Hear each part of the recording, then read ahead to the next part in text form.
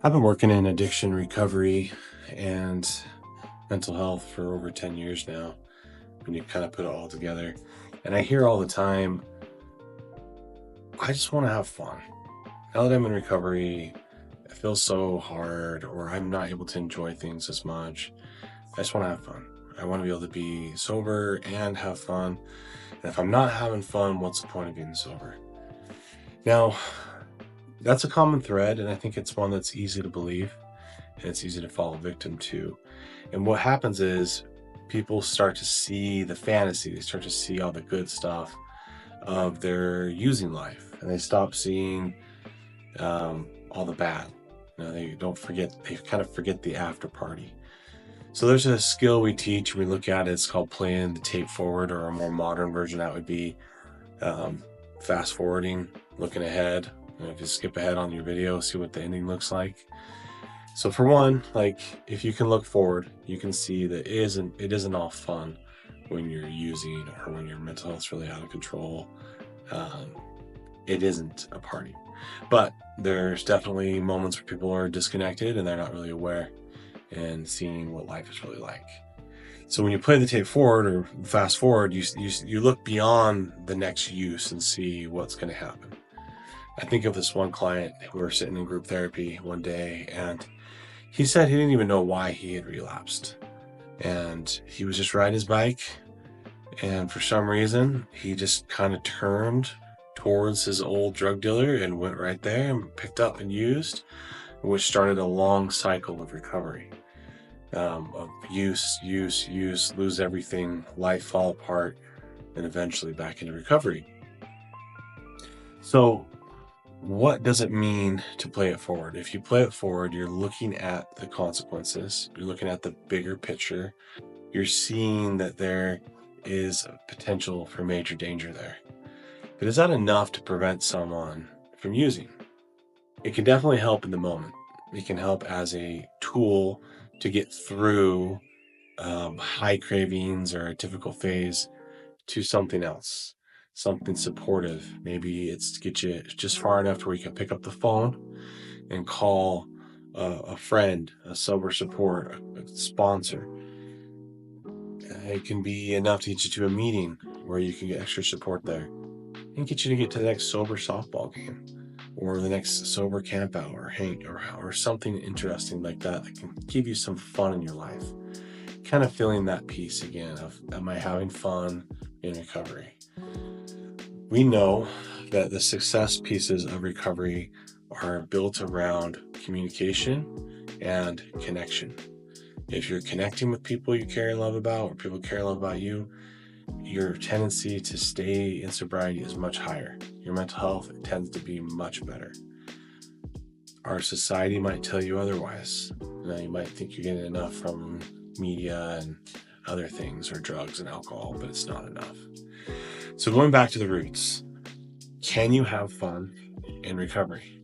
Can you have good friends, good people, good work environments? Yes, and yes. Does that require letting go of some of the old things, some of the old people in your life, some of the old behaviors that aren't serving you anymore? Definitely, it does. So if you're in this phase and you're hearing these thoughts in your head that are like, you know what, it just isn't very fun, I don't think I can do this, I'd rather be using, try to allow yourself to think a little bit further down the road. Is this really my voice? Is this just this addiction or this heavy mental health stuff hitting me, and my tolerance is kind of low? Can you be that way? Can you allow yourself to let other people help you? And what I've found is that your health, your recovery, your wellness, it's not just yours. It's shared. When you're not doing well, there's people in your life that are also not doing well. When you're doing really well, there's people in your life that they do a little bit better too, and they're doing well. Whether we like to admit it or not, we are in this together, and the way that we respond and act in life definitely affects other people. Now, I want to share about this interesting study that came out not too long ago. It was done in Florida when Big Tobacco decided to, shift their marketing, and they started marketing more towards youth and young people, which I don't know when they decided. I mean, it's probably going on a long time. We've seen some sketchy marketing practices from Big Tobacco for a long time, but they lost the lawsuits to the state of Florida because of this.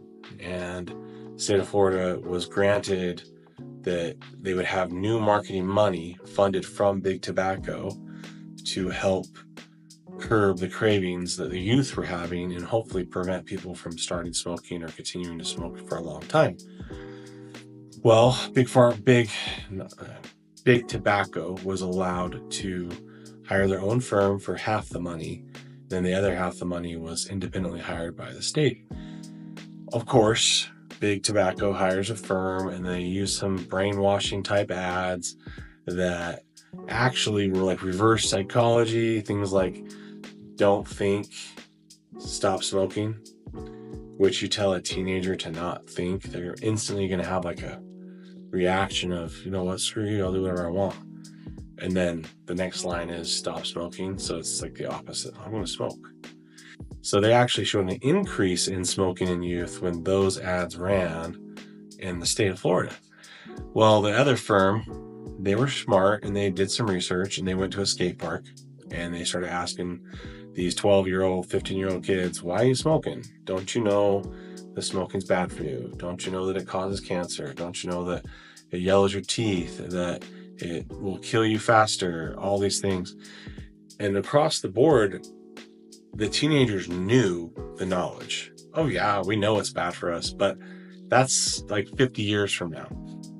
I'm fine. And they followed up with some questions. Well, why do you smoke? Like, you know all this is bad for you. Dude, it's fine. I get tons of girls. My life is good.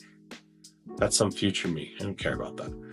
So the marketing firm realized that it become the coolness factor of smoking was so big that the kids did not care. And they didn't care about their future version of themselves. They cared about now, which is an addict trait. It's I want what I want, and I want it now. And it plays into that. So the marketing was all about fun, cool, And if you go look at other ads, like you look at like Monster drinks, Red Bull, they're all about living in the moment. It's adventure, it's fun, it's exciting. Alcohol, it's like young people having parties on the beach, all that stuff. Like everything in the marketing world is geared towards that. Let's make it fun. Let's make it community. So then when you take that away, like I hear people say, I don't know what fishing is because I've never gone fishing without a beer. So can you still go fishing and not drink and actually enjoy it? Absolutely. But not with the same people. You can't go with your old fishing buddies. They're going to open up a bunch of alcohol and drink the whole time you're there, if that's something you struggle with. So this marketing company, going back to it, they did all this research, and they figured out that it's not about the knowledge. Like, we know drugs and alcohol are bad. We know they kill us. We know that people are dying all the time. That doesn't change. In fact, the more we talk about that, it's been shown to increase anxiety, increase stress, and people tend to use even more. I remember the first time I saw a cigarette carton in South America. I lived in Brazil for a couple of years. And the back of the carton had these disgusting images of throat cancer victims. And they're like, this could be you. Stop smoking. Well, the marketing companies know that showing those graphic images and all that, even though it's a required warning label, increase smoking. Because now people are more anxious, which the idea behind that is it's going to reduce your anxiety when you smoke. Research actually shows that doesn't. It just reduces anxiety while you're smoking. So that's how you create a chain smoker. You create enough anxiety, or a chain vapor. You create enough anxiety that you're only feeling less anxiety while you're actually using it. So put all that aside. Marketing, they spent billions learning how to manipulate us and how to really hurt us. So what do we do? This marketing group goes in and they say, we're going to change the image around using cigarettes from fun to creepy. And they did a really good job, almost too good. They got in a little bit of trouble. So they show some ads. I'll try to find that ad and throw it in here just for fun. Gradual developing self-image of a young person needs all the support it can get. All work. We've got to gain the trust of these young people. They're our only source of replacement. And no play. They take in over 3,000 kids a day. We should encourage them to do their own thing. A third of them never come out. Makes Daddy a very dangerous boy. I'm on to you! Secrets of a tobacco executive. Pray he goes on vacation. They show some ads of these old guys, CEO types, wearing ties, walking into a hospital and shaking the hands of their dying customers that are now dying of cancer after all these years. And they're thanking them for their service. Thank you for smoking all these years. You funded us. You took care of us. And it's kind of a morbid scene. But then they kind of have a little reunion and say, you know what? We're running out of customers. How do we get more customers? And these creepy guys, they start looking around and they see a young girl, like 15 years old, like, let's go get her, you know? And the ad shows these creepy guys like looking at her in a creepy way. And all of a sudden it just feels icky, sticky, messy. Like this big tobacco group full of these big CEOs are just gross. So these ads start running all across Florida and they start tracking the data. And they start, looking at it. And where the young people were smoking in the high percentages, 20, 30%, that was pretty common. It dropped to like 6% in some areas, then even down to 3% in some areas. And it was to the point where there's almost like a viral response where people were like, this is gross. We don't like the big tobacco. And then that marketing group got pushed back for, these CEOs could be targeted now or just, usual crap. But this firm did so well that other states, as they started winning their lawsuits against big tobacco, also hired this firm to spread this kind of marketing to help people realize that smoking isn't actually fun. It actually kills you, and you're actually supporting an industry of pretty vicious people who knowingly market to youth, knowing that they're going to make addicts for life. So across the board, we can look at all the industries, all the drugs that have gotten on the streets, that have started legal, big pharma, all their dumb bullcrap commercials of people smiling and happy, trying to make people think they feel better, to propaganda to doctors telling them that it's not really addictive, these opiates are fine, to fentanyl being a hospital drug only, then becoming a street drug and becoming mass produced, to being laced into everything. So the marketing engine's there. And you just have to see that the two things don't go together. The drug use, the alcohol abuse, they don't really go with the fun. To be numb and not feeling is not the same thing as fun. And to be supporting the industry that's creepy and gross is also not fun. So playing it forward and looking backward who you're supporting, what industry you're buying from, and where your money is going, it really can help you see the bigger picture. So my invite here is to allow yourself to have fun. And it's not just people who are struggling with addiction. In all honesty, everybody's an addict to some degree. It's more or less how much and what it is. And, that's a Carolyn Mize.